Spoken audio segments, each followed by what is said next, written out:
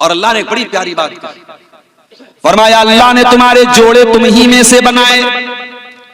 इंसान का जोड़ा इंसान से बनाया, मर्द के लिए औरत को बनाया। ऐसा नहीं कि इंसान की शादी जिन्नात से हो जाए। ये कभी कभी जो लोग कहते हैं फला जिन्नात औरत के ऊपर सवार हो गया, औरत को परेशान कर रहा है, 99% वो फ्रॉड होता है, झूठ होता है, लड़की का कहीं और चक्कर होता है और वो ये कहती है जिन्नात मुझे परेशान कर रहा है। कई केस हुए हैं ऐसे, जब उन लड़कियों को धमकाया जाता है और अकेले में जब उनसे पूछताछ की जाती है तब मालूम होता है घर वाले शादी कहीं और कर रहे हैं और उसकी सेटिंग कहीं और वो मामला क्या है, जिन्नात परेशान कर रहा है, जिन्नात परेशान कर रहा है। जिन्नात विन्नात किसी जिन्नात जिन होते हैं दुनिया में, जिन्नात हैं और जिन्नात में भी मेल और फीमेल दोनों होते हैं। ये भी सुन लीजिए, जैसे मर्दों में मेल फीमेल होते हैं वैसे जिन्नात में भी मेल फीमेल होते हैं। आप जब आप लैट्रिन में जाते हैं, पाखाने में जब आप जाते हैं तो अल्लाह के नबी ने कौन सी दुआ सिखाई है? किसी को याद है? याद है लैट्रिन में जाने की दुआ याद है? बताओ, सुनाओ। अल्लाहुम्मा इन्नी अऊज़ु बिका मिनल खुबुसि वल खबाइस। छोटी सी दुआ है, बच्चों को भी याद होनी चाहिए, अगर याद नहीं सबको याद होनी चाहिए। मगर ये दुआ लैट्रिन के अंदर नहीं पढ़ना है, पढ़ के लैट्रिन में जाना है। और निकलने के टाइम क्या पढ़ना है? गुफरानका। जाने के टाइम क्या पढ़ना? अल्लाहुम्मा इन्नी अऊज़ु बिका मिनल खुबुसि वल खबाइस। ऐ अल्लाह मैं तेरी पनाह चाहता हूं खबीस किस्म के जिन्नात से, चाहे वो मेल हो चाहे फीमेल हो। खुबुस माने मेल खबीस जिन्नात, खबाइस माने फीमेल खबीस जिन्नात। जिन्नात में अच्छे भी होते भाई, नमाजी भी होते। एक मौलवी साहब बेचारे मस्जिद में रात में सोते थे और जहां पे मुसल्ला रहता था, मेहराब रहती थी, वहीं पे जाके वो सो जाते थे। सुबह उठते थे तो बेचारे देखते थे किनारे पड़े हैं, सोचते थे यार मैं रात में बीच में सोया था, सुबह में किनारे कैसे चला गया। रोजाना होता क्या था कि जिन्नात रात में तहज्जुद पढ़ने आते थे और मौलवी साहब को उठा के किनारे कर देते थे। और मौलवी साहब बेचारे समझ नहीं पाते थे, वो फिर रोजाना वही सोते थे। तो एक दिन उनकी नींद खुली तो जिन्नात का कोई सरदार था, उसने आया, उसने कहा भाई साहब जगह बदल दो वरना हम तो बहुत मारेंगे तुमको, तुम हमारी नमाज पढ़ने की जगह क्यों लेटते? तो डर गए, रात में कौन आ गया मस्जिद के अंदर। तो जिन्नात होते हैं, अच्छे भी होते हैं, नमाजी भी होते हैं, लेकिन जिन्नात में जो खबीस किस्म के जिन्नात होते हैं उनको शैतान कहते हैं। लेकिन जिन्नात के अंदर जो मेल होते हैं और जो फीमेल होते हैं उनका रिलेशन उन्हीं से बनता है। जिन्नात में से कोई मेल इंसानों की फीमेल के साथ रिलेशनशिप नहीं बना सकता, ये सिस्टम ही अल्लाह ने नहीं बनाया। वल्लाहु जअल लकुम मिन अनफुसिकुम अज़वाजा। अल्लाह ने तुम्हारा जोड़ा तुम ही में से बनाया। इंसान का जोड़ा इंसान में से, जिन्नात का जोड़ा जिन्नात में से, जानवर का जोड़ा जानवर में से। एक एहसान तो अल्लाह ने ये किया, हमारा जोड़ा बनाया। अल्लाह ने मेल के लिए फीमेल को बनाया, मर्द के लिए औरत को बनाया, महिला के लिए पुरुष को बनाया, पुरुष के लिए महिला को बनाया। वल्लाहु जअल लकुम मिन अनफुसिकुम अज़वाजा व जअल लकुम मिन अज़वाजिकुम बनीना व हफ़दा। और अल्लाह ताला ने जब तुमको बीवी अता फरमाई, जब तुमने निकाह कर लिया, जब तुमने शादी कर ली, तो तुम्हें तुम्हारी बीवी से अल्लाह ताला ने औलाद दे दी। बनीना बेटे दे दिए, औलाद दे दी, छेले दे दी, मैं दे दी। क्या बोलते? छेले और मैं ही बोलते ना। तुमको छेला छेली दे दिए, छेले और मैं दे दिए, लड़का लड़की दे दिए। वह हफदा, और फिर उस औलाद की औलाद दे दी। बेटा अगर है, बेटे की औलाद क्या बोलते हैं शेरशाबादी में? बेटे की औलाद पोता पोती बोलते हैं, कर्नाटक में पोत्रा पोत्री बोलते हैं, कहीं उधर पंजाब हरियाणा में छोकरा छोकरी बोलते हैं। अलग अलग लैंग्वेज है भाई। हमारे बनारस में लड़का लड़की बोलते हैं, पोता पोती बोलते हैं। और बेटी की औलाद को क्या बोलते हैं? नाती नतनी या नवासा या नवासी। तो तुमको ये नवासे नवासी कैसे हुए? तुम्हें पोते कैसे, तुम दादा कैसे बने, तुम नाना कैसे बने, तुम दादा बाद में बने, तुम नाना बाद में बने।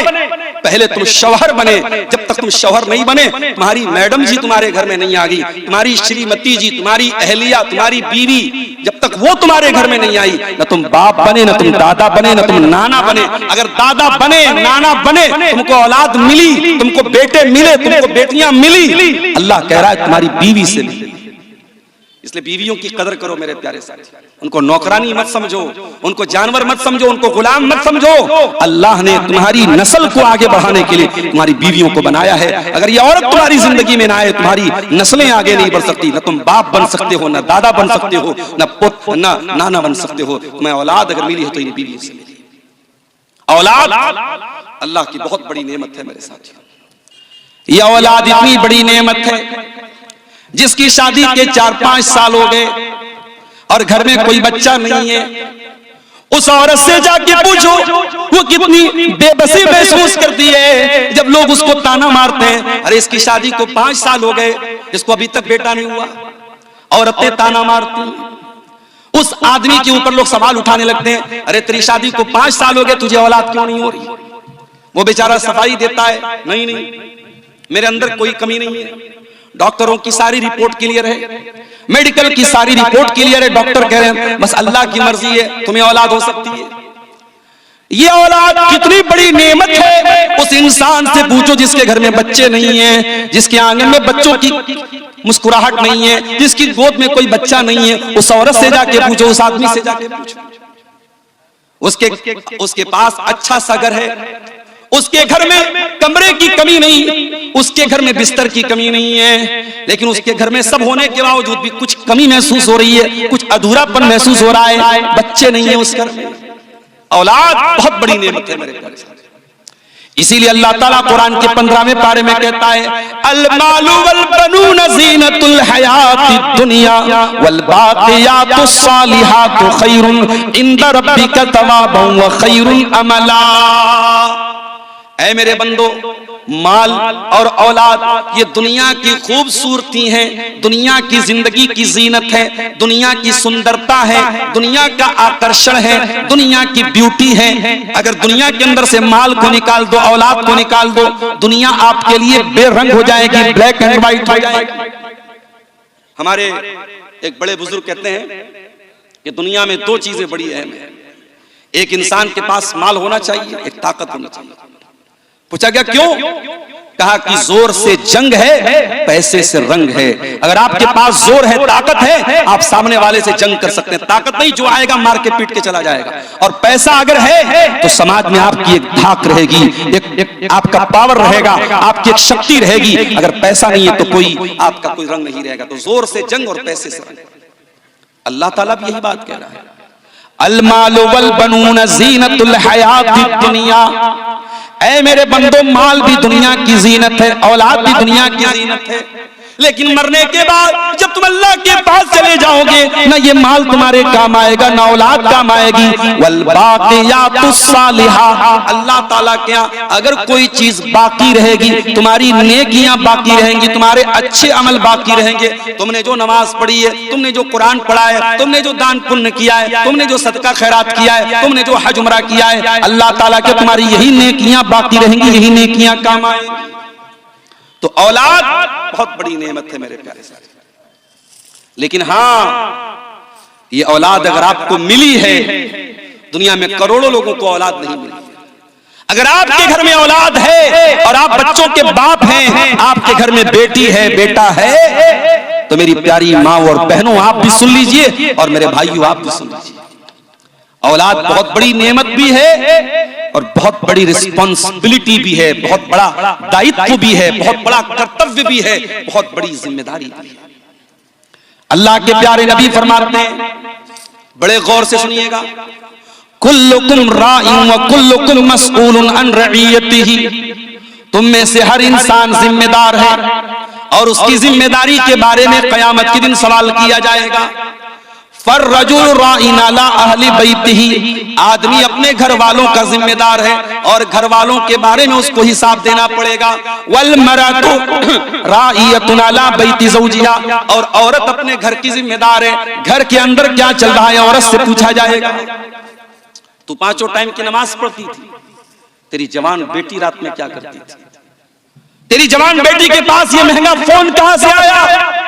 ये 2-2 हजार का पर्स कहां से आया?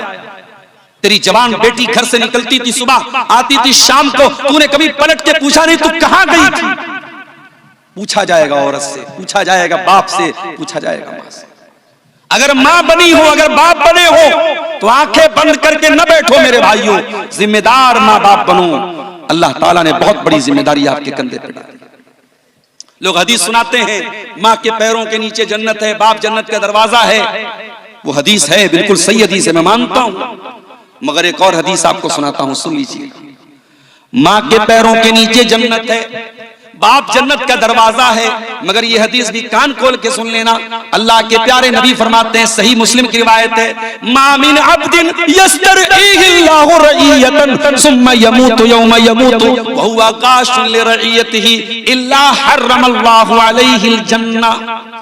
जो इंसान उसके कंधे पर अल्लाह ताला कोई जिम्मेदारी डाल दे, उसको गार्जियन बना दे, उसको बाप बना दे, उसको माँ बना दे, उसको छेला दे दे, उसको मैं दे दे, वो बेटी का बाप बन जाए, वो बेटे का बाप बन जाए, ये जिम्मेदारी अल्लाह ताला उसके कंधे पे डाल दे और फिर वो मर जाए इस हाल में कि अपने दायित्व का निर्वहन नहीं कर रहा था, अपनी रिस्पॉन्सिबिलिटी को पूरा नहीं कर रहा था, अपनी जिम्मेदारी को अदा नहीं कर रहा था, बाप होने का फर्ज नहीं निभा रहा था, माँ होने का फर्ज नहीं निभा रही थी। क्या होगा उसका? हर्रमल्लाहु अलैहिल जन्नह। उस माँ के ऊपर, उस बाप के ऊपर जन्नत हराम है, हराम है, हराम है। अल्लाह, जन्नत हराम है। आप कहते हैं माँ के पैरों के नीचे जन्नत है, आप कहते हैं बाप जन्नत का दरवाजा है। अल्लाह के नबी कहते हैं अगर बाप ने बाप होने का हक अदा नहीं किया, अगर माँ ने माँ होने का हक अदा नहीं किया, तो उस माँ के लिए जन्नत हराम है, उस बाप के लिए जन्नत हराम है।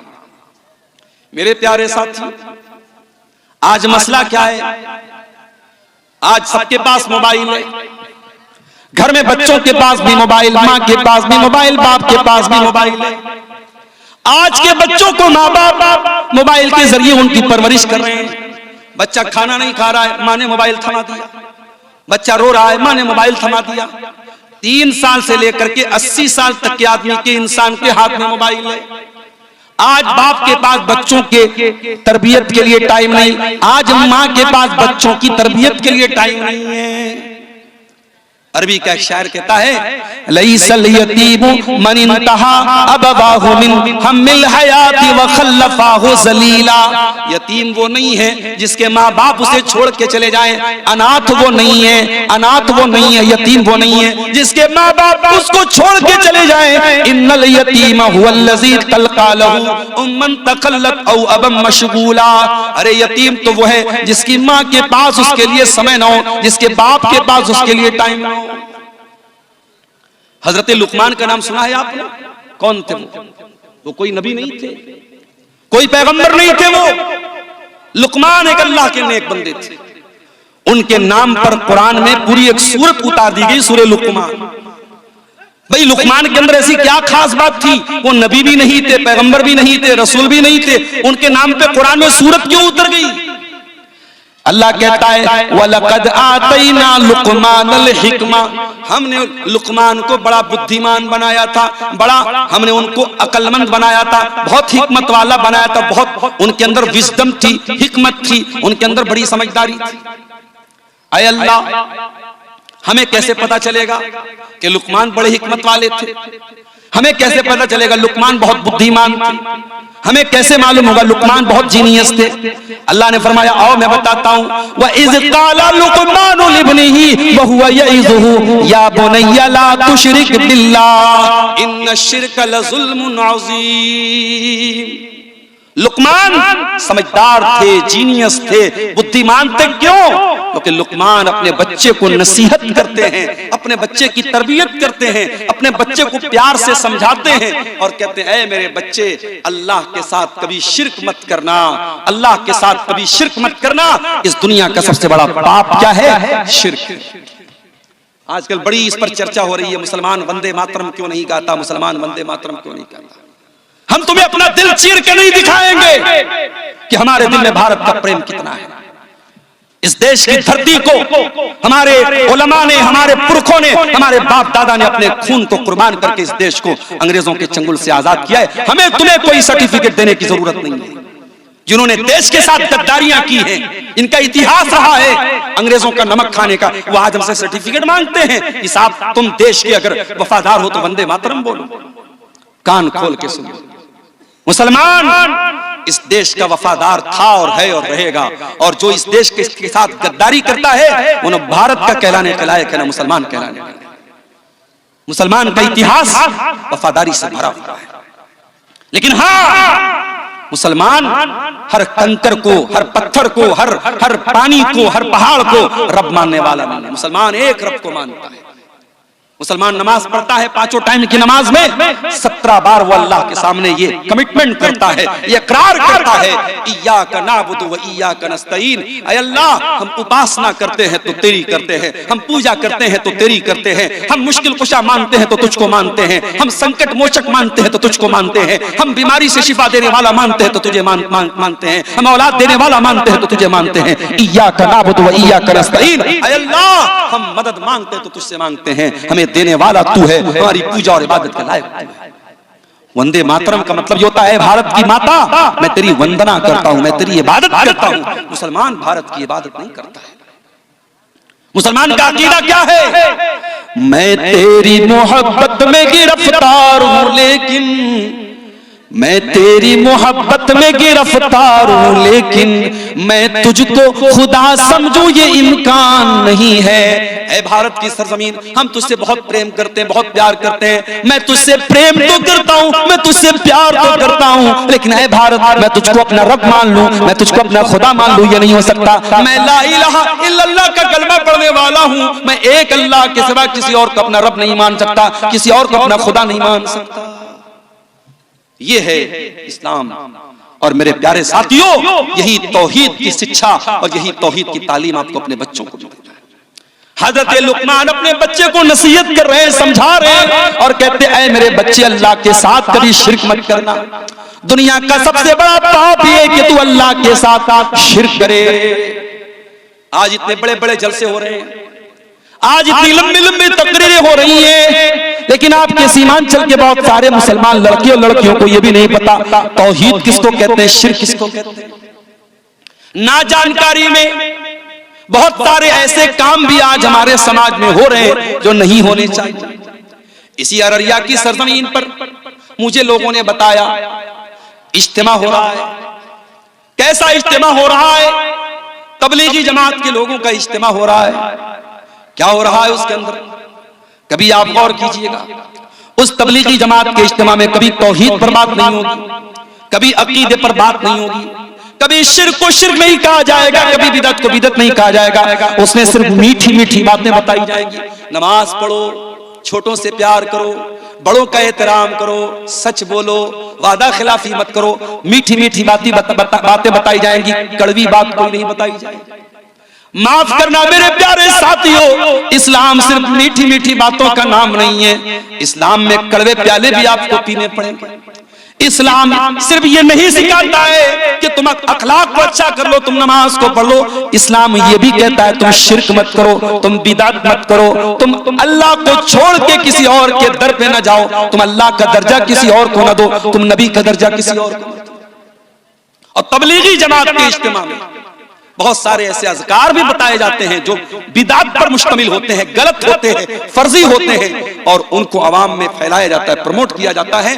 और अफसोस की बात है कि आपकी शेरशाबादी बरादरी में और आपकी अहले हदीस जमात में इस तरीके के तबलीगी इज्तिमा को प्रमोट किया जाए और अहले हदीस अफराद वहां पर बुलाए जाएं, ये बिल्कुल भी मुनासिब नहीं है। हम किसी के साथ कोई तासुब नहीं रखते, मगर हाँ मेरे प्यारे साथियों, हम जिस मनहज पर हैं, जिस अकीदे पर हैं, हम किताब व सुन्नत के जिस प्लेटफॉर्म पर हैं, उसका तकाजा यही है कि जहां से बिदअत को प्रमोट किया जाए, जहां से गलत चीजों को प्रमोट किया जाए, हम ऐसी तमाम चीजों का बाइकआउट करते हैं। और इसलिए ऐसे इज्तिमा की हम अपनी मस्जिदों में अगर इजाजत दे रहे हैं, अपने मदरसों में अगर हम इजाजत दे रहे हैं और अपने नौजवानों को उस तरीके के इज्तिमात में हम भेज रहे हैं, तो ये बिल्कुल भी मुनासिब नहीं है। हमें और आपको इससे सचेत रहना चाहिए।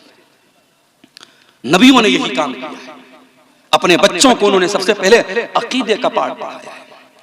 हजरत इब्राहीम अलैहिस्सलाम को देखो, इब्राहीम अलैहिस्सलाम अल्लाह की बारगाह में दुआ करते हैं, कहते वजुनुबनी व बनिया अन नाबुदल असनाम। ऐ अल्लाह तू मेरे बच्चों को बुत परस्ती से बचाना, मेरी औलाद कहीं बुत परस्ती में न पड़ जाए। ऐसी हिमांचल के मुसलमानों, तुमने अगर अपने बच्चों की चिंता नहीं की, उनको तौहीद का पाठ नहीं पढ़ाया, उनको कुरान और हदीस का पाठ नहीं पढ़ाया, उनको सही तरीके पर नमाज पढ़ना नहीं सिखाया, आने वाला जमाना बड़ा नाजुक है। उनको कोई अपने रंग में रंग देगा, कोई अपनी विचारधारा में लपेट लेगा, कोई अपने मसलक और अकीदे में लपेट लेगा। अपने बच्चों का ईमान बचा के चलो, अपने बच्चों को तौहीद सिखा के चलो, अपने बच्चों को सही तरीके पर नमाज सिखाते हुए चलो। कई जगहों पर मैं गया, पूरा गांव अहले हदीस का है। बच्चा मुझसे मुसाफा करने आया, बच्चे ने दोनों हाथ से मुसाफा किया। मैंने पूछा, भाई ये कौन सा गांव है? लोगों ने बताया, मौलाना साहब ये पूरा गांव अहले हदीसों का गांव है, शेरशाबादी गांव। मैंने कहा, बच्चा दोनों हाथ से मुसाफा क्यों कर रहा है? क्या इसको ये नहीं बताया गया कि सुन्नत तरीका ये है एक हाथ से मुसाफा किया जाए? लोगों ने कहा, मौलाना साहब इसके बाप फला जगह रहते हैं, वहां 2 हाथ से मुसाफा का रिवाज है, वहीं ये बच्चा भी रहता है, इसलिए वहीं से वो चीज सीख करके आया है। आपके बच्चे, आप उनको कुछ बताएं या ना बताएं, आपके समाज में जो प्रचलित है, जो चल रहा है, जो हो रहा है, बच्चे उसी से सीखते हैं मेरे प्यारे साथी। अगर आपके समाज में लड़कियां पर्दा नहीं करेंगी, अगर आपके समाज में लड़की नकाब में नहीं निकलेगी, तो आपकी बेटी भी जब जवान होगी वो घर से बगैर नकाब के निकलेगी। उसको बताना नहीं पड़ेगा, समाज में जो चल रहा है आपकी बेटी भी उसी से प्रभावित हो जाएगी, उसी से मुतासिर हो जाएगी। इसलिए मेरे प्यारे साथियों, समाज में क्या चल रहा है ये मत देखो, अल्लाह क्या चाहता है, रसूल क्या चाहते हैं, वही अपने बच्चों को बताओ और सिखाओ। हजरत इब्राहिम अलैहिस्सलाम अल्लाह से दुआ करते हैं, वजुनुबनी व बनी या अन्ना बुदल असनाम, ऐ अल्लाह तू मेरे बच्चों को बुत परस्ती से बचा ले। आपके मरने का टाइम आता है, आप अपने बच्चों को बुलाते हैं, मैं इतनी जमीन छोड़ के जा रहा हूं, इतना खेत छोड़ के जा रहा हूं। जमीन के बारे में वसीयत करके जाते हैं, खेतों के बारे में वसीयत करके जाते हैं, अपने बच्चों को जमीन और जायदाद के बारे में बता के जाते हैं। आओ, अल्लाह का एक नबी भी इंतकाल करने वाला है, उस नबी का नाम याकूब अलैहिस्सलाम है। अम कुंतुम शुहदा इज़ हदर याकूब अल मौत, याद करो जब याकूब की मौत का टाइम आ गया। इज़ क़ाला लिबनीही, जब याकूब अलैहिस्सलाम ने अपने 12 बेटों को बुलाया, उनके 12 बेटे थे, उनके 12 बेटे थे और एक बेटे का नाम यूसुफ था। उन्हीं के 12 बेटों को बनी इसराइल कहा जाता है। याकूब अलैहिस्सलाम का दूसरा नाम इसराइल था। उन्हीं के 12 बेटों को बनी इसराइल कहा जाता है। याकूब अलैहिस्सलाम का आखिरी टाइम है, अंतिम समय है, मृत्यु का समय है, मौत का टाइम है। अपने 12 बेटों से जो चारपाई के आसपास खड़े हैं, हजरत याकूब क्या पूछते हैं? ये नहीं पूछते मेरे बच्चों मेरे खेत का क्या करोगे, मेरे घर का क्या करोगे, मेरी जायदाद का क्या करोगे। पूछते माता बुदून मिन बादी, ऐ मेरे बच्चों तुम मेरे बाद किसकी इबादत करोगे, किसके आगे सर झुकाओगे, किससे दुआ करोगे, किसके आगे अपना माथा टेकोगे। माता बुदून मिन बादी, ऐ मेरे बच्चों तुम मेरे बाद किसकी इबादत करोगे। कालू नाबुदु इलाहका व इलाह आबाइका इब्राहीम व इस्माईल व इसहाका इलाहन वाहिदा। 12 के 12 बेटे कहते अब्बा जान आप चिंता न करें, आप टेंशन न लें, आप फिक्र न करें, हम उसी एक अल्लाह की इबादत करेंगे जिसकी इबादत आप करते हैं और जिसकी इबादत हमारे बाप दादा इब्राहिम करते थे, इस्माईल करते थे, इसहाक करते थे। आपने कभी बताया अपने बच्चों को किसकी इबादत करनी चाहिए? कभी बताया अपने बच्चों को शिर्क क्या है, तौहीद क्या है? नहीं बताया मेरे प्यारे। ये औलाद आपके गले का हार बन जाएगी मेरे भाई, ये औलाद आपके गले का फंदा बन जाएगी। कल कयामत में अल्लाह पूछेगा, ऐ शेरशाबादी समाज से ताल्लुक रखने वाले मुसलमान, ऐ सीमांचल की धरती पे रहने वाले मुसलमान, तू एक ऐसे माहौल में पैदा हुआ जहां हर तरफ मुसलमान थे, जहां हर तरफ कुरान और हदीस पे चलने वाले थे, हर तरफ कुरान और हदीस पे चलने वाले लोग थे। ऐसे माहौल और समाज में तू पैदा हुआ था। तेरे समाज में हर साल सैकड़ों जलसे हुआ करते थे, पूरे भारत के मौलाना लोग उलमा तेरी बस्तियों में आया करते थे। तूने अपने बच्चों को तौहीद क्यों नहीं बताई? तेरी बेटी तौहीद से दूर क्यों, तेरा बच्चा तौहीद से दूर क्यों? जानते हो तौहीद क्या है? आओ तौहीद की झलक आपको बता देता हूं। अल्लाह के प्यारे नबी अपने चचा के बेटे अब्दुल्ला बिन अब्बास से, अब्दुल्ला बिन अब्बास कौन थे? नबी के चचा के बेटे थे। और अल्लाह के प्यारे नबी जब रात में नमाज पढ़ने के लिए उठते थे, अब्दुल्ला बिन अब्बास वजू का पानी लाके देते थे, ओ लोगों, तुम्हारे गांव में उलमा जाते हैं, तुम अपने बच्चों को उलमा से मिलाते तक नहीं हो। अरे गांव में कोई बाहर से आलिम आ जाए, बच्चे को लेके पहुंचो, बच्चे से कहो बेटा मौलाना को सलाम करो, मौलाना से मुसाफा करो, अपने बच्चों के दिल में उलमा का एहतराम भी पैदा करो। ये हमको नबी ने सिखाया, ये सहाबा ने सिखाया। रात का वक्त है, अल्लाह के प्यारे नबी तहज्जुद की नमाज के लिए खड़े हो रहे हैं और अब्दुल्लाह बिन अब्बास वजू का पानी लेके आ रहे हैं। नबी ने पूछा ये पानी कौन लाया? किसी ने कहा अल्लाह के नबी ये पानी अब्दुल्ला बिन अब्बास लेके आया। रात का वक्त है, कबूलियत का वक्त है, अल्लाह के नबी दुआ करते हैं अल्लाहुम्मा अल्लिमहुल कुरान, ऐ अल्लाह तो इब्ने अब्बास को कुरान का आलिम बना दे, ऐ अल्लाह तो इस बच्चे को कुरान का आलिम बना दे। नबी की दुआ थी, रात का वक्त था, रात का सन्नाटा था, अल्लाह ने ये दुआ कबूल कर ली। और आज कुरान की कोई भी तफसीर उठा के देख लो, कुरान की हर आयत में अगर सबसे ज्यादा किसी की तफसीर आपको मिलेगी, सबसे ज्यादा किसी का कौल आपको मिलेगा,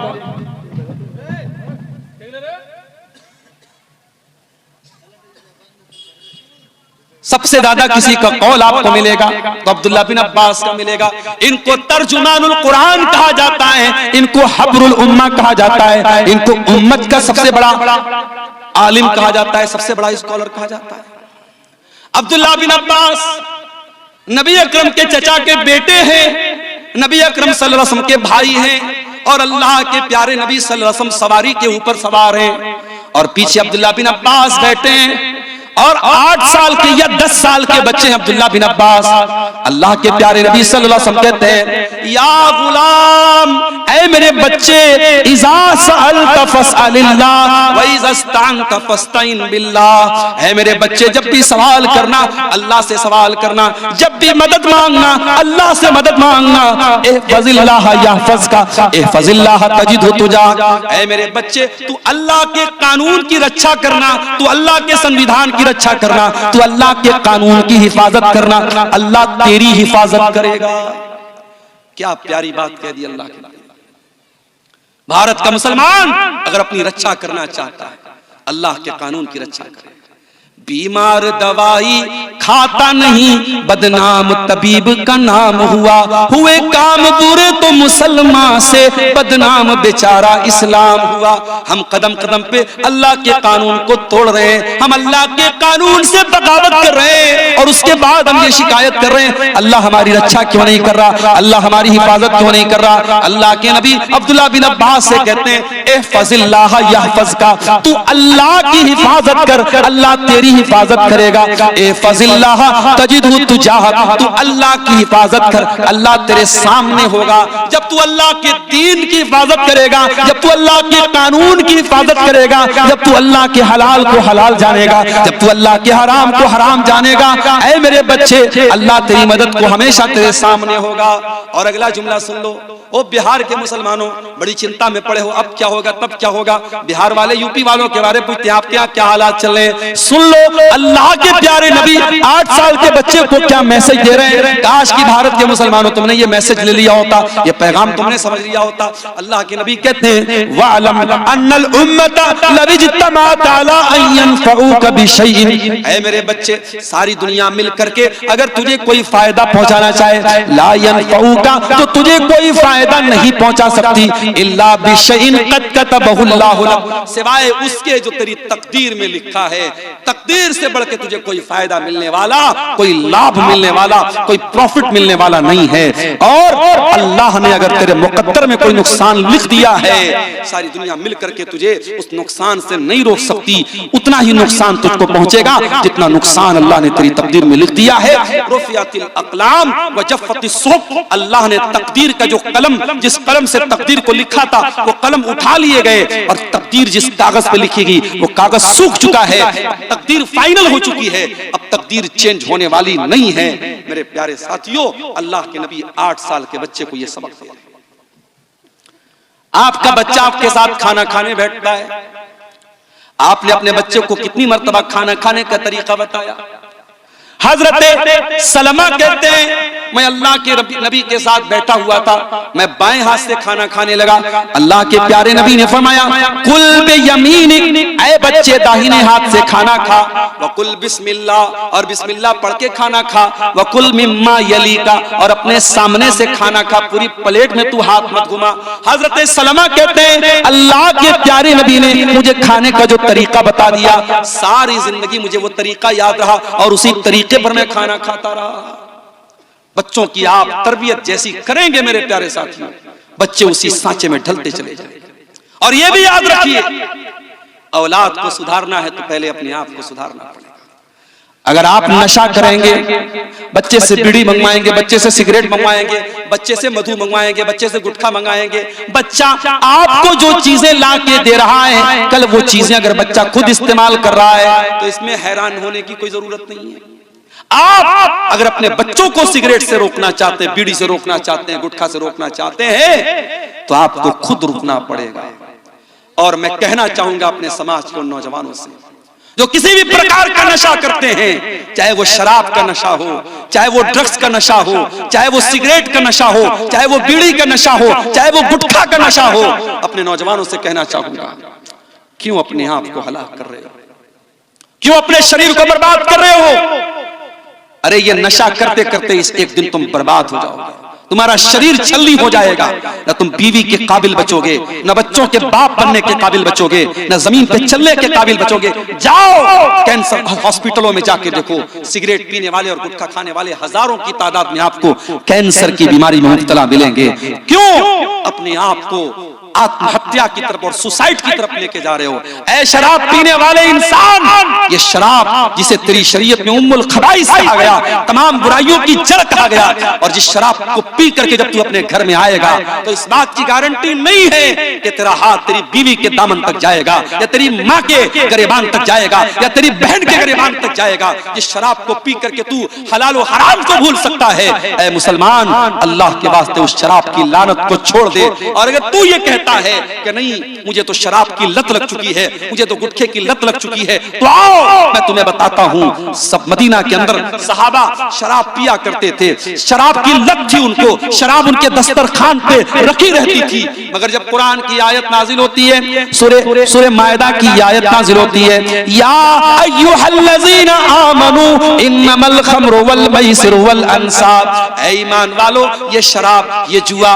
वल अज़लाम, और ये किस्मत का हाल मालूम करने के लिए जो तुम पासे फेंकते हो,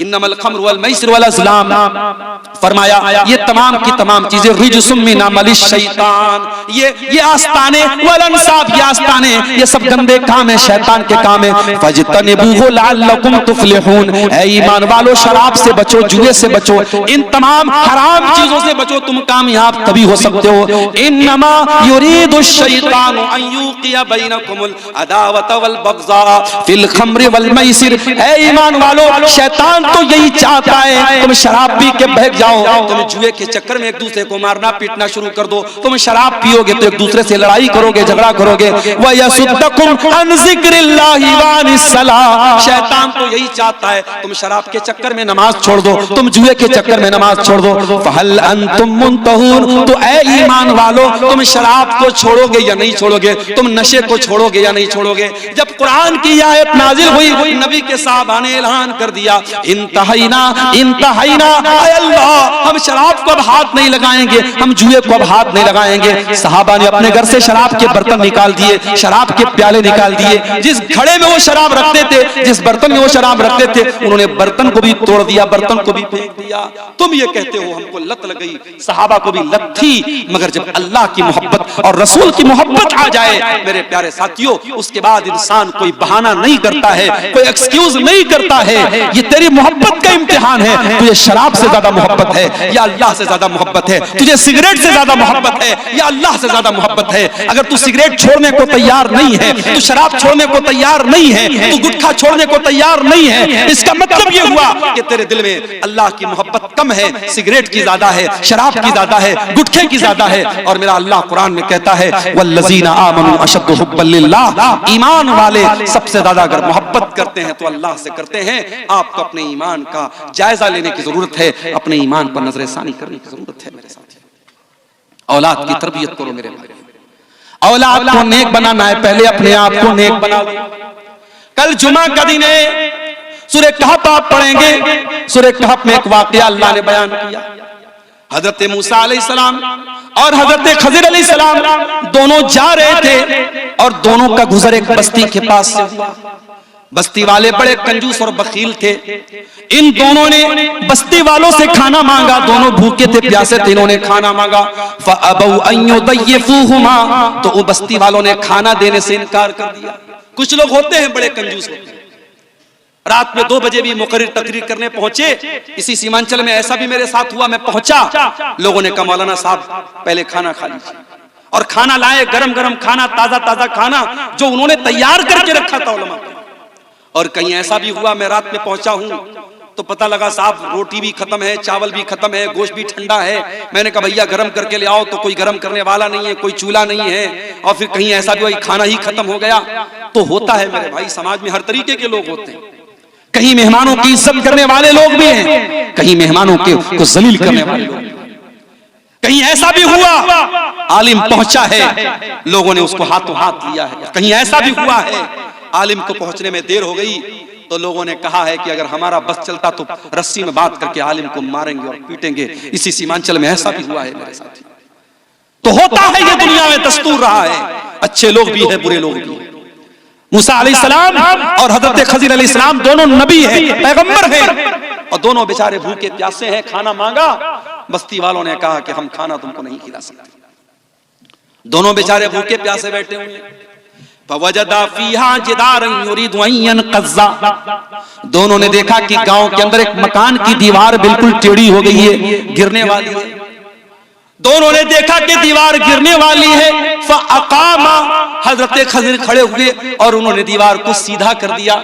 इसका मतलब कि हजरत खजिर बड़े बॉडी बिल्डर थे। ऐ नौजवानों, अगर आपके आसपास में कोई जिम है तो जिम जाओ, जिम नहीं है तो दौड़ लगाओ, डंबल उठाओ, अपनी बॉडी को मजबूत बनाओ, अपनी बॉडी को, अपने शरीर को मजबूत बनाओ। ऐ नौजवानों, अपने शरीर को मजबूत बनाओ, ताकतवर बनो। गुटखा खा करके अपने शरीर को बर्बाद न करो, गंदी फिल्में देख करके अपने शरीर को बर्बाद न करो, ज़िना और बदकारी करके अपने शरीर को और ज़मीर को बर्बाद न करो, ताकतवर बनो। हजरत खजिर ताकतवर थे, उन्होंने अपने हाथ से दीवार को ठीक कर दिया। खड़े होकर के उन्होंने दीवार को ठीक कर दिया। हजरत मूसा को बहुत गुस्सा आया। हजरत मूसा ने कहा लौ शीता लत्तखज़्ता अलैहि अजरा, ऐ खजिर आपको दीवार ठीक नहीं करना चाहिए था, और अगर आपने ठीक किया था तो पैसा ले लेना चाहिए था। आपको पहले पैसा तय कर लेना चाहिए था, उसके बाद आपको ये काम करना चाहिए था। हजरत खजिर ने कहा, क्या कहा? कहा व अम्मल जिदारु फकाना लिगुलामैनि यतीमैनि फिल मदीनति व काना तहतहु कंजुल लहुमा। ऐ मूसा, वो जो दीवार थी वो 2 यतीम बच्चों के मकान की दीवार थी। उस मकान में 2 यतीम बच्चे रहते थे, 2 अनाथ बच्चे रहते थे, उनका बाप मर चुका था। व काना अबूहुमा सालिहा, लेकिन बाप बहुत नेक था, बाप बहुत दीनदार था, और बाप ने मरने से पहले अपने बच्चों के लिए दीवार के नीचे खजाना छुपा करके रखा था। अगर दीवार गिर जाती, खजाना सामने आ जाता और गांव वाले लूट लेते। फ़अरादा रब्बुका अन यबलुगा अशुद्धहुमा व यस्तखरिजा कंज़हुमा, अल्लाह ने मुझको हुक्म दिया कि ऐ खजिर जाके दीवार ठीक कर दो। नेक बाप था, नेक बाप के अनाथ बच्चे हैं, बाप का खजाना लुट जाएगा। अल्लाह ने मुझको उनके खजाने को बचाने का हुक्म दिया। पता ये चला कि बाप अगर नेक हो तो अल्लाह ताला औलाद की हिफाजत मरने के बाद भी, बाप के मरने के बाद भी करेगा। ऐ औलाद के लिए जमीन खरीदने वालों, ऐ जायदाद खरीदने वालों, ऐ LIC की पॉलिसी लेने वालों, ऐ लाइफ इंश्योरेंस कराने वालों, ऐ बीमा कराने वालों, और मैं तुमको सबसे बेहतरीन इन्वेस्टमेंट बता रहा हूं। सबसे कौन है भाई, क्यों डिस्टर्ब कर रहा है? कोई बच्चा है क्या? हटा दीजिए ना उसको वहां से। आप अगर अपने बच्चों के लिए इन्वेस्टमेंट करना चाहते हैं मेरे प्यारे साथियों, सबसे बड़ा इन्वेस्टमेंट क्या है? आप खुद नेक बन जाइए। और एक बात बोलूं, जब हम नेक बनेंगे तो इंशाअल्लाह जन्नत में भी विद फैमिली जाएंगे। जब मेरे घर में शादी का कार्ड आता है और शादी पर लिखा रहता है अब्दुल गफ्फार सलफी विद फैमिली, तो बच्चे बहुत खुश हो जाते हैं कि आज हमें अपने अब्बू के साथ, अपने पापा के साथ हमें शादी में जाना है, दावत में जाना है। अभी नेपाल में एक प्रोग्राम था मेरा, बहुत दिनों से फैमिली की ख्वाहिश थी कि कभी नेपाल की साइड में, सीमांचल की साइड में उनको लेके चलूं। तो नेपाल में प्रोग्राम था, मैंने छोटी वाली बच्ची को ले लिया और अहलिया को ले लिया। अब जब वहां पहुंचा हूं गांव में, ऐसा लगा कि गांव के लोगों ने पहली मर्तबा किसी औरत को देखा है। मेरी वाइफ जहां जिस घर में ठहरी थी, पूरे गांव की औरतें वहां आके लाइन से कमरे में जा रही हैं और मेरी वाइफ को देख रही। मेरी वाइफ बेचारी परेशान, लंबा सफर करके आई है, वो आराम करना चाह रही, कंबल ओढ़ रही है, औरतें आके कंबल हटा रही, नहीं हमें आपको देखना है। मेरी वाइफ परेशान।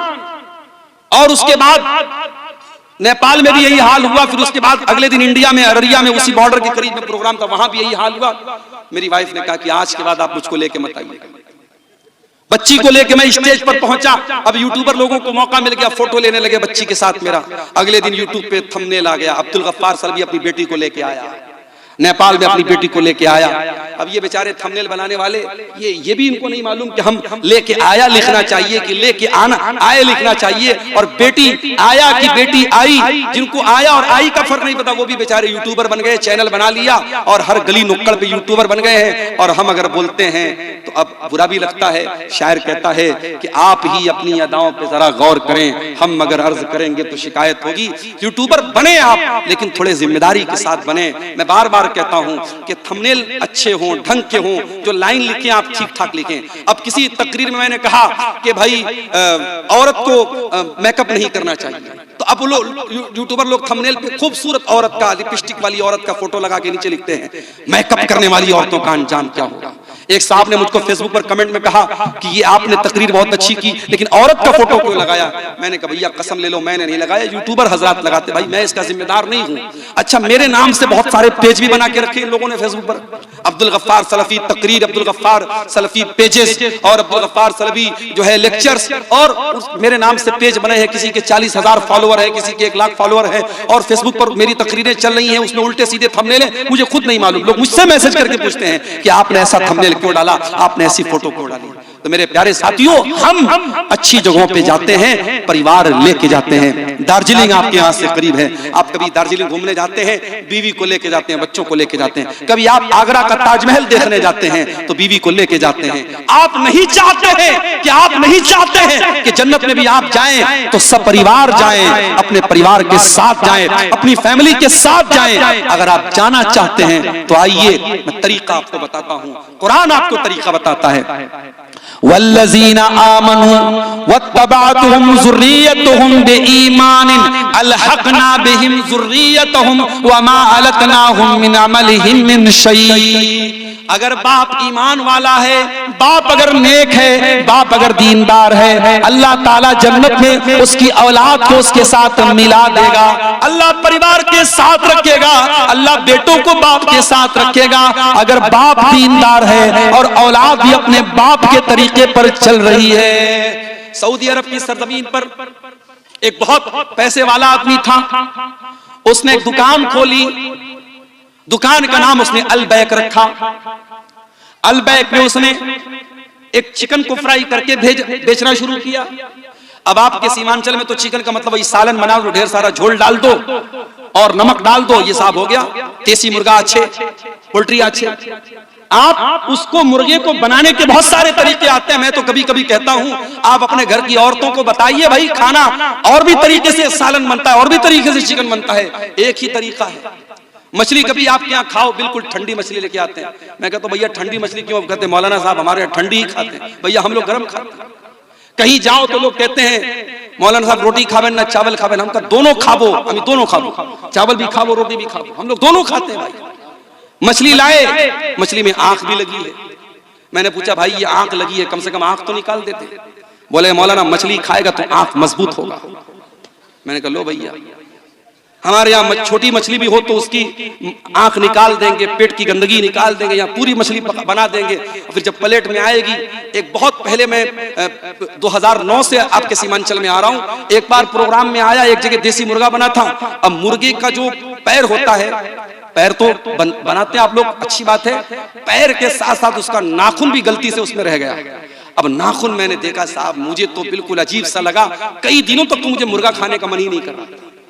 तो खाना बनाने के भी बहुत सारे तरीके होते हैं। आप अपने घर की औरतों को बताएं, आज YouTube पर मौजूद है, आप चिकन बनाने के सैकड़ों तरीके हैं। आप अलग अलग रेसिपीज से बनाएं मेरे प्यारे साथी, अलग अलग तरीके से आप बनाएं। आप देखें कि खाने पीने के ये तरीके जो होते हैं, ये आपको, आपकी फैमिली को, आपके परिवार को मेरे प्यारे साथियों अच्छे लगते हैं। और इंसान जब अच्छी चीजें खाता है सोचता है परिवार के साथ खाऊं।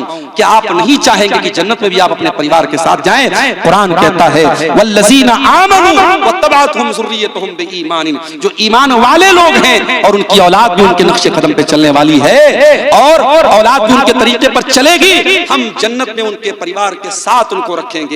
मेरे प्यारे साथियों, आप नेक बन जाइए, आप दीनदार बन जाइए, आपके बच्चे ऑटोमेटिक नेक बनेंगे और दीनदार बनेंगे। आज हालात क्या है, कितने घर हैं जहां एक आदमी भी नमाज पढ़ने वाला नहीं, एक आदमी भी नमाज पढ़ने वाला नहीं है। पूरा घर बहुत शानदार बनाए, टाइल्स भी बिछाए गए हैं, बहुत बेहतरीन पेंट भी लगाया गया है, घर में झूमर भी लटकाया गया है, मसेरी भी बहुत बेहतरीन बनाई गई है, बहुत अच्छा फर्नीचर भी बनाया गया है। लेकिन उस घर में मेरे प्यारे साथियों अगर अल्लाह का कोई नाम लेने वाला नहीं, अगर अल्लाह का कोई जिक्र करने वाला नहीं है, वो घर मुर्दा है, मुर्दा है, मुर्दा है। अल्लाह के प्यारे नबी फरमाते हैं मसलुल बैतिल लज़ी युज़करुल्लाहु फीही वल बैतिल लज़ी ला युज़करुल्लाहु फीही, जिस घर में अल्लाह का नाम लिया जाए वो घर जिंदा है और जिस घर में अल्लाह का नाम ना लिया जाए वो घर मुर्दा है। मेरे प्यारे भाइयों, आपके घर में टाइल्स हो या ना हो, आपके घर में झूमर हो या ना हो, आपके घर में आरामदेह बिस्तर हो या ना हो, लेकिन कोशिश ये करो कि आपका घर मुर्दा ना हो जाए। अपने घर को नमाज से जिंदा रखो, अपने घर को अल्लाह के जिक्र से जिंदा रखो। और जब घरवाली तलाश करो, आजकल घरवाली कहां तलाश की जा रही? इंस्टाग्राम पे। अरे जो इंस्टाग्राम चला रही है वो तुझको कितना चलाएगी तू ये सोच। जो फेसबुक चला रही है, जो सोशल मीडिया पर आईडी बना के चला रही है, वो कल तुझको कितना उंगली पर नचाएगी तू सोच। अब तो वो दौर आ गया कि साहब मैंने सुना है कि एक एक लड़के की और एक एक लड़की की कई कई आईडी होती है और कितने लड़के लड़की की आईडी बना के अपने ही दोस्तों को बेवकूफ बना के एक एक साल का रिचार्ज करवा लेते हैं। साहब चल रहा है मार्केट में, जिसके मोबाइल में रिचार्ज खत्म हो गया, लड़की के नाम की आईडी बनाया, दूसरे दोस्त को मैसेज किया, हाय हेलो किया, सलाम भेजा और उसके बाद जब देखा कि हाँ मामला बन गया है, अरे यार मेरे मोबाइल पे 1 साल वाला रिचार्ज करा दो, 800 रुपए का या कितने का 3600 का शायद रिचार्ज आता, रिचार्ज करा दिया, आईडी खत्म, बात खत्म। ये चल रहा है मार्केट। मेरे प्यारे साथियों, जब आप निकाह के लिए रिश्ता तलाश करें, मैं माफ कीजिएगा नौजवानों से नहीं कह रहा हूं, उनके गार्जियन से कह रहा हूं, क्योंकि इस्लाम ने आपका रिश्ता तय करने की अथॉरिटी आपके माँ बाप को दी है। इस्लाम की ये तालीम नहीं है कि आप जाकर के रिश्ता तलाश करें। जब मेरी प्यारी माँ बहनों अपने घर के लिए बहू तलाश करने जाओ या अपनी बेटी के लिए दामाद तलाश करने जाओ, अल्लाह के नबी क्या फरमाते हैं? आपने फरमाया इज़ा खतब इलैकुम मिम्मन तरज़ौना दीनहु व खुल्क़हु, जब तुम्हारे लड़का लड़की के लिए अच्छा रिश्ता आ जाए, दीनदार रिश्ता आ जाए, फ़ज़व्विजूहु, तो जल्दी से तुम निकाह कर दो। इल्ला तफ़अलू, अगर तुम ऐसा नहीं करोगे तकुन फितनतुन फिल अर्दि व फ़सादुन अरीद, तो जमीन के अंदर बहुत फितना और फसाद फैल जाएगा। आज कितनी खूबसूरत, कितनी दीनदार बच्चियां हैं, कितनी दीनदार लड़कियां हैं, अगर उनकी शक्ल सूरत में कुछ कमी हो जाए, किसी की हाइट थोड़ी कम हो जाए, किसी का रंग थोड़ा हल्का सांवला हो जाए, वो लड़कियों के रिश्ते नहीं लगते। मेरे प्यारे साथियों, वो जितनी भी 5 टाइम की नमाजी हो, आलिमा हो, मदरसे की पढ़ी हो, लेकिन लोग रंग पे मरते हैं, लोग सूरत पे मरते हैं। शायर कहता है इस दौर के आदमी अधूरे हैं, सूरतें तो मिलती हैं, सीरतें नहीं मिलती। इस दौर के लोगों ने आज सूरतों को मेयार बना के रखा है, सीरत को मेयार नहीं बनाया है। नतीजा ये है कि अच्छी दीनदार और कैरेक्टर वाली बच्चियां बेचारी वो बैठी हैं, और जो कैरेक्टरलेस है, खूबसूरत है, उसकी खूबसूरती पे लोग मर मिटे हैं। मेरे प्यारे साथियों, घर को अगर एक अच्छा घर बनाना है, परिवार की अच्छी तरबियत करना है, अपने अभी आपका बच्चा दुनिया में नहीं आया है, अभी शादी नहीं हुई है, शादी के पहले ही इस्लाम क्या कहता है? अगर आप एक अच्छे बाप बनना चाहते हैं, अपने होने वाले बच्चों के लिए एक अच्छी माँ का इंतजाम कीजिए, एक अच्छी बीवी अपने घर में लाइए। कैसी बीवी लाइए? आइए अल्लाह के नबी से पूछते कैसी बीवी अपने घर में लाना चाहिए। अल्लाह के नबी ने फरमाया लियत्तखिज़ अहदुकुम क़ल्बन शाकिरा व लिसानन ज़ाकिरा व ज़ौजतन मुमिनतन तुईनुहु अला अम्रिल आखिरा। ओ लोगों, तुम्हें तीन चीजें अपने घर में लानी चाहिए। तीन चीजों को घर में ले आओ, तीन चीजों को खजाना बना लो, तीन चीजों को स्टोर कर लो। क़ल्बन शाकिरा, एक तो अपने सीने में ऐसा दिल पैदा कर लो जो अल्लाह ताला का शुक्रिया अदा करने वाला हो। व लिसानन ज़ाकिरा, और ऐसी ज़बान अपने मुंह में पैदा कर लो जो हर हाल में अल्लाह ताला का जिक्र करने वाली हो। व ज़ौजतन मुमिनतन तुईनुहु अला अम्रिल आखिरा, और ऐसी नेक बीवी अपने घर में लेके आओ जो दीन के कामों में, शरीयत के कामों में तुम्हारा सपोर्ट करे, तुम्हारी मदद करे। ऐसी बीवी मेरे प्यारे साथियों लेके आओ। और मैंने एक नज़्म लिखी थी औरत के ऊपर। उस नज़्म में मैंने एक बड़ी प्यारी बात कही थी कि अल्लाह ताला ने औरत को जज्बात की ऐसी ताकत दी है। औरत अपने जज्बात के जरिए बहुत सारी बातें मनवा सकती है। जो बातें मर्दों के अंदर जो है नहीं होती हैं, वो औरत के जरिए वो काम हो जाता है। मैंने वो नज़्म लिखी थी, सुन लीजिए उसको। मैंने कहा था, क्या खूब जमाने में तक़द्दुस है हया है, क्या खूब जमाने में तक़द्दुस है हया है, ना शर्म किसी आंख में ना सर पे रिदा है। रिदा मीन्स चादर। आज ना किसी की आंख में शर्म है ना सर पे चादर है। जिस हुस्न को खातून तू ताकत है समझती, कोई खूबसूरत लड़की है वो समझती है कि मैं खूबसूरत हूं तो ये मेरी बड़ी ताकत है। जिस हुस्न को खातून तू ताकत है समझती, ये हुस्न भी खालिक की तेरे रब की अता है। ये हुस्न भी अल्लाह ने तुझे दिया है। अल्लाह जब चाहेगा तेरा हुस्न छीन लेगा। कोई खूबसूरत है कल बदसूरत हो जाएगा, लिहाजा अपनी खूबसूरती पे नाज नहीं करना चाहिए। तू कीमती गौहर है अगर खुद को समझ ले, तू राह से हट जाए तो फितना है, बला है। कुदरत ने तुझे गर्मी जज्बात अता की, औरत को अल्लाह ताला ने जज्बात की गर्मी दी है। कुदरत ने तुझे गर्मी जज्बात अता की, तकवा के भरम तोड़ दे वो नाज़ो अदा है। शैतान ने तुझे आलेकार अपना बनाया। आज के दौर में शैतान का सबसे बड़ा हथियार क्या है? औरत। औरत के जरिए शैतान बड़े बड़े आलिमों को, बड़े बड़े मदरसे वालों को, बड़े बड़े दीनदार लोगों को भी शैतान गलत रास्ते पे डलवा रहा है, औरत को इस्तेमाल करके। औरत का फितना एक ऐसा फितना है जो बड़े बड़े मुत्तकी लोगों के तकवा को भी तोड़ सकता है। तो कहता है शायर, कहता है मेरी नज़्म है, शैतान ने तुझे आले कार अपना बनाया, हर सिमत फवाहिश है, खबा सतह ज़िना है। आजादी निस्वा के हंसी ख्वाब दिखाकर, आजादी निस्वा के हंसी ख्वाब दिखाकर, इस्मत के लुटेरों ने तेरा सौदा किया है। औरत की आजादी का नारा लगा के उसकी इज्जत का जनाजा निकाला गया है। नस्लों की हिफाजत भी हुई तेरे हवाले। औरत को अल्लाह ताला ने माँ का दर्जा दिया। माँ कौन है? जो नस्लों की हिफाजत करती है। एक औरत अगर पढ़ी लिखी है, एक औरत अगर दीनदार है, पूरी नस्ल, पूरी खानदान की वो सही तरीके से परवरिश कर सकती है। नस्लों की हिफाजत भी हुई तेरे हवाले, ये कीमती दर्जा भी तुझे रब से मिला है।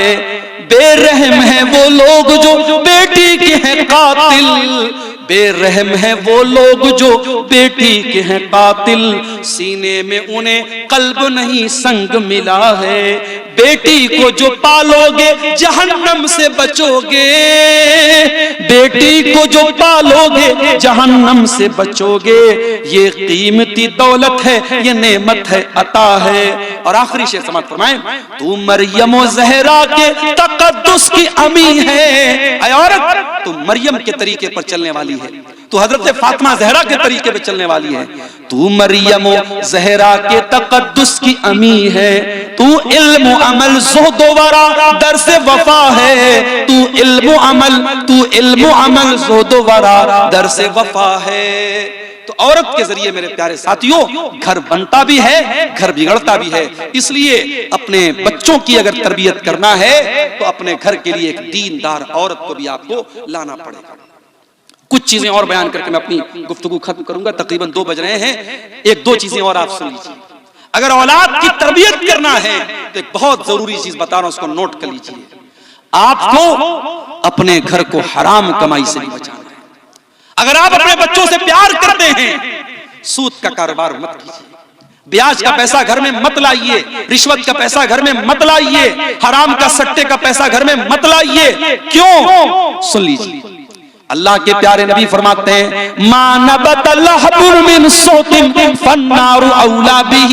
जिस जिस्म की परवरिश हराम कमाई से की जाएगी, जिस शरीर के अंदर हराम कमाई का खून दौड़ेगा, वो जिस्म जहन्नम की आग में डाला जाएगा, वो जिस्म जहन्नम की आग में जलेगा। क्या आप ये चाहेंगे आपका बच्चा जहन्नम की आग में जले? अरे आप कैसे चाहेंगे मेरे भाई? मैं कार से जाता हूं, परिवार साथ में बैठा है, ड्राइवर साहब ने कहा मौलवी साहब उतर जाइए, सीएनजी भरवाना है। मैंने कहा क्यों भैया, उतरना क्यों है? ड्राइवर ने कहा सीएनजी जब भरी जाती है तो खतरा होता है कहीं सिलेंडर फट ना जाए, गाड़ी में विस्फोट ना हो जाए, इसलिए सुरक्षा के दृष्टिकोण से, परिवार की हिफाजत के लिए, जान की हिफाजत के लिए परिवार को और लोगों को गाड़ी से उतार दिया जाता है। हम अपने परिवार से इतनी मोहब्बत करते हैं, 5 मिनट के लिए सीएनजी भरी जा रही है, हम कार में बैठने नहीं देते, बच्चों को उतार देते हैं। मेरे प्यारे साथियों, सीएनजी से आग लगेगी, पेट्रोल से आग लगेगी, डीजल से आग लगेगी, लेकिन जो जहन्नम की आग होगी दुनिया की आग से 70 गुना ज्यादा खतरनाक होगी। किस तरीके से हम अपने बच्चों को जहन्नम की आग से बचाएंगे? कुरान कहता है कू अनफुसकुम व अहलीकुम नारा, ऐ ईमान वालों बचा लो अपने आप को और अपने घर वालों को जहन्नम की आग से। आय अल्लाह, हम कैसे बचाएं? हजरत अली फरमाते हैं अल्लिमुहुम व अद्दिबुहुम, अपने बच्चों को तालीम दिलाओ, अपने बच्चों को अदब दिलाओ। मुझे मालूम है इसी सीमांचल के कुछ बच्चे हमारे बनारस में भी पढ़ते हैं, जामिया सलफिया बनारस में, और हमारे मदरसे में जहां मैं पढ़ाता हूं, जामिया सलफिया की शाख है वो मदरसा, वहां भी पढ़ते हैं बच्चे। आसान नहीं होता है, बहुत सारे बच्चे ऐसे भी होते, मैं जानता हूं, पर्सनली उनको जानता हूं, बेचारे वो जामिया में पढ़ भी रहे हैं और अलग से कोई काम भी कर रहे हैं, ताकि माँ बाप गरीब हैं, खेती करने वाला बाप है, किसान बाप है, बाप किसी तरीके से परिवार को चला रहा है, बच्चे को पढ़ाई करना है, माँ बाप पर बोझ नहीं बनना चाहता है, पढ़ाई के साथ साथ वो एक्स्ट्रा काम कर रहा है अपने आप को चलाने के लिए। मेरे प्यारे साथियों, ऐसे भी तालीम हासिल करके कोई सलफी बना है, कोई मदरी बना है, कोई तैमी बना है, कोई सनाबली बना है, कोई मोहम्मदी बना है। ये बच्चों को जो आप आलिम बनाते हैं या दीन का इल्म सिखाते हैं या अदब सिखाते हैं या बच्चियों को किसी अच्छे बनात के इदारे में आप डाल के उनको आलिमा बनाते हैं, ये भी जहन्नम की आग से बचाने का एक तरीका है। मेरे प्यारे साथियों, अगर हमें और आपको अपने बच्चों की तरबियत करना है, अल्लाह ताला कुरान में कह रहा है अपने बच्चों को जहन्नम की आग से बचाओ, हमें इसके लिए भी इंतजाम करना चाहिए। मेरे साथियों, हराम कमाई से अपने परिवार को बचाना है और जहन्नम की आग से अपने बच्चों को बचाना है। और एक दुआ अल्लाह ने सिखाई है कुरान के 26वें पारे में, जिसकी उम्र 40 साल की हो चुकी है। जो जाहिर है जब आदमी 40 साल का होता है, बेटे बड़े हो जाते हैं, बेटियां बड़ी हो जाती हैं, हो सकता है एक आध दो बेटे की शादी भी कर देता है, क्योंकि आपके सीमांचल में तो शादी बहुत जल्दी हो जाती है। लड़कियों की शादी मैंने सुना 15-16 साल की उम्र में हो जाती है, लड़कों की शादी 20 साल में हो जाती है। तो अगर 40 साल का आदमी हुआ है तो हो सकता है किसी लड़की की शादी भी कर चुका हो, किसी लड़के की शादी भी कर चुका हो। तो ये जो जिंदगी का समय होता है 40 साल, ये एक ऐसा समय होता है जब इंसान जिंदगी का बहुत कुछ चीजें देख चुका होता है। 40 साल की उम्र होने के बाद इंसान अगर कोई गलत काम करे तो वो ये नहीं कह सकता मैं बहक गया था, मैं भटक गया था। नहीं, 18 साल वाला 20 साल वाला बहक सकता है, भटक सकता है, ये माना जा सकता है। क्यों? अभी उसके अंदर उतनी समझ नहीं है, उतनी मैच्योरिटी नहीं है। लेकिन जो 40 साल का हो चुका है वो समझदार हो चुका है। और अगर 40 साल का होने के बाद वो कोई गलत काम कर रहा है, सोच समझ के गलत काम कर रहा है। अब ये जो दुआ मैं बता रहा हूं जरा सुनिएगा। हत्ता इज़ा बलगा अशुद्धहु, जब इंसान ताकत को पहुंच जाए, व बलगा 40 सनतन, और 40 साल का हो जाए, क़ाल रब्बी औज़िनी अन अश्कुरा निअमतक अल्लती अनअमत अलैया व अला वालिदैया। इंसान को ये दुआ करनी चाहिए। जितने 40 साल के हो चुके हैं, मैं दुआ बोल रहा हूं, यूट्यूब पे रिकॉर्ड हो रही है। अगर आपको ये दुआ नहीं सुनने में आ रही है, नहीं समझ में आ रही है, जाके कुरान खोल लेना और कुरान के 26वें पारे में शुरू में आपको ये दुआ मिल जाएगी। हर आदमी जो 40 साल का हो चुका है, चाहे वो औरत है, चाहे वो मर्द है, चाहे वो माँ है, चाहे वो बाप है, उसको ये दुआ पढ़नी चाहिए। रब्बी औज़िनी अन अशकुरा नेमतकल्लती अनअमता अलैया। ऐ अल्लाह, तू मुझे तौफीक दे दे। ऐ अल्लाह, मैं तेरी नेमत का शुक्रिया अदा करूं। मैं 40 साल का हो चुका हूं। ऐ अल्लाह, जिंदगी का आधे से ज्यादा टाइम गुजर चुका है, क्योंकि आम तौर से जिंदगी इस उम्मत की जो एवरेज उम्र है, अल्लाह के नबी ने फरमाया 60 से 70 साल की उम्र इस उम्मत की एवरेज उम्र है। तो आप जब 40 साल के हो गए, इसका मतलब ये हुआ कि अब जिंदगी की दोपहर हो चुकी है, अब जिंदगी की शाम होने वाली है, अब जिंदगी का ज्यादा हिस्सा गुजर चुका है। तो अल्लाह से दुआ करते हैं, ऐ अल्लाह, तू मुझे तौफीक दे कि मैं तेरी नेमत का शुक्रिया अदा करूं, जो नेमत तूने मुझको दी और मेरे माँ बाप को दी। व अन अअमल सालिहन तर्दा, और ऐ अल्लाह, तू मुझे तौफीक दे मैं ऐसा नेक अमल करूं, दुनिया खुश हो या ना खुश हो, मोहल्ले वाले खुश हो या ना खुश हो, गांव वाले खुश हो या ना खुश हो, ऐ अल्लाह तू खुश हो जाए, तू राजी हो जाए। नेक अमल कौन है? इससे अल्लाह राजी हो जाए। इसलिए बंदा दुआ क्या कर रहा है? अल्लाह ऐसे नेक अमल की तौफीक दे जिससे तू खुश हो जाए। वो अस्लिह ली फी ज़ुर्रियती, और ऐ अल्लाह तू मेरी औलाद की इस्लाह फरमा दे, मेरी औलाद को ठीक कर दे। इन्नी तुबतु इलैका, इन्नी तुबतु इलैका व इन्नी मिनल मुस्लिमीन। ऐ अल्लाह, मैं तुझसे तौबा कर रहा हूँ। ऐ अल्लाह, मैं तेरी तरफ रुजू कर रहा हूँ, और ऐ अल्लाह मैं मुसलमानों में से हूँ।